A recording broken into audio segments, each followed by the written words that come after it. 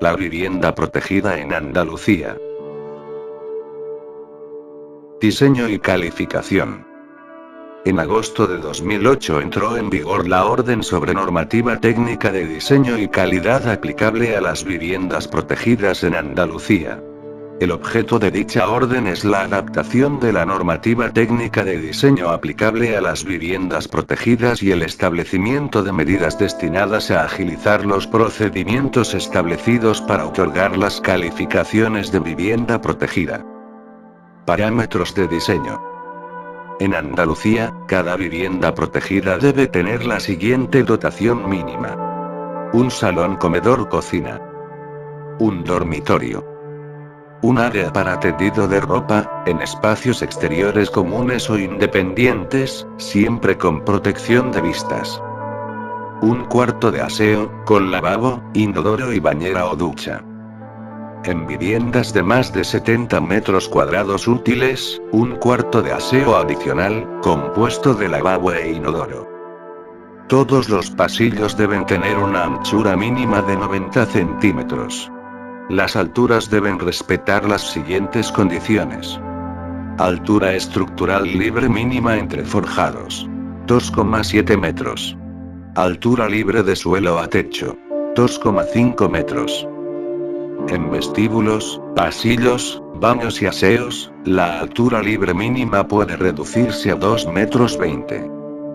En las demás habitaciones, la altura libre puede reducirse también hasta 2,20 metros en áreas que no sobrepasen el 30% de la superficie útil de la habitación.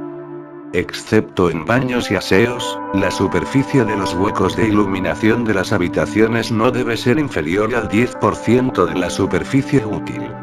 La superficie real de ventilación debe ser, al menos, el 5% de la superficie útil de la habitación.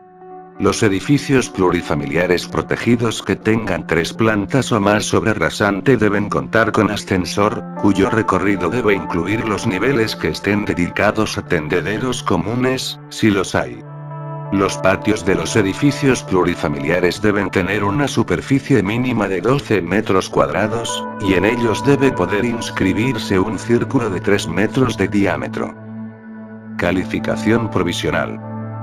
Para solicitar la calificación provisional de viviendas protegidas, el promotor debe presentar la siguiente documentación: identificación del solicitante, certificado registral o nota simple, acreditativos de la ausencia de cargas que puedan suponer la inviabilidad de la promoción. Documento técnico que permita la verificación de la adecuación a la normativa técnica de diseño, que incluirá un anejo técnico.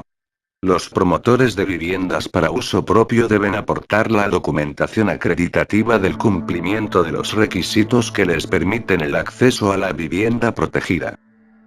El anejo técnico debe contener, como mínimo, memoria técnica y planos, ficha de normativa urbanística, ficha de normativa técnica de accesibilidad, certificado del proyectista, acreditativo de que la información contenida en el anejo técnico se corresponde con la del correspondiente proyecto. Si el proyecto recibe modificaciones en aspectos que afecten a las normas de diseño, se deberá aportar un anejo técnico modificado, que deberá recibir aprobación por la Delegación Provincial de la Consejería de Vivienda. Si no hay modificaciones, se deberá presentar un certificado que constate tal circunstancia. Las modificaciones que se puedan producir con posterioridad al inicio de las obras deberán recibir aprobación por la Delegación Provincial, siempre que tengan efecto sobre lo expuesto en el anejo técnico. Calificación definitiva.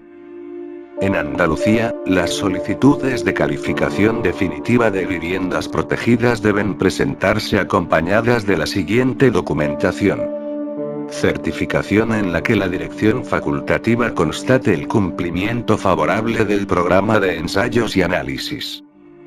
Acreditación de la inscripción de la escritura de obra nueva y división horizontal, en la que debe constar la calificación provisional de vivienda protegida y las prohibiciones y limitaciones derivadas de su régimen jurídico. Póliza del seguro de incendio, con vigencia, al menos, durante 3 meses desde la calificación definitiva o hasta la formalización de las escrituras públicas de compra-venta. Anejo técnico final de calificación, con todas las modificaciones practicadas en el anejo técnico inicial. Si no ha habido cambios con efecto sobre el anejo técnico inicial o sus modificaciones autorizadas, se presentará certificado en el que director de obra manifieste tal circunstancia. En la inspección previa al otorgamiento de la calificación definitiva, la delegación provincial informará sobre el anejo técnico final, al efecto de comprobar el cumplimiento de la normativa técnica de diseño.